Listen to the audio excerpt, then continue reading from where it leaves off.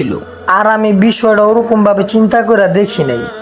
তো ভাই, আপনি আমার জন্য দোয়া করেন। আমি এক জায়গায় কিছু কাজ করছি, ওইখানে আমার কিছু টাকা আছে। ওই টাকা দিয়া আমি একটা খাসি হলো আল্লাহর নামে কুরবানি করে দিব। আর জীবনে সুদ খাবো না, নিজের শরীর খাটায়া টাকা আনবো।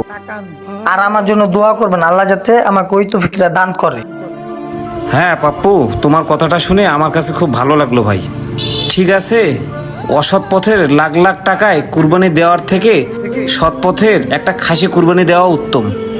তো ভাই, আল্লাহ তোমার মনের আশা পূর্ণ করুক। হ্যাঁ, ভালো থাকো ভাই, আর পারলে নামাজটা পড়িও ভাই। হ্যাঁ, আসি ভাই। হ্যাঁ, ভালো থেকো। হ্যাঁ, আল্লাহ হাফেজ। অসৎ পথে ইনকাম করে আপনি কোরবানি দিলে কখনোই আল্লাহর সন্তুষ্টি অর্জন করতে পারবেন না। তো আসুন আমরা সকলে অসৎ পথে টাকা ইনকাম করা বাদ দিয়ে সৎ পথে টাকা ইনকাম করি এবং আল্লাহর সন্তুষ্টির জন্য কোরবানি করি। আমাদের ভিডিওটি ভালো লাগলে সবাই লাইক কমেন্ট শেয়ার করবেন।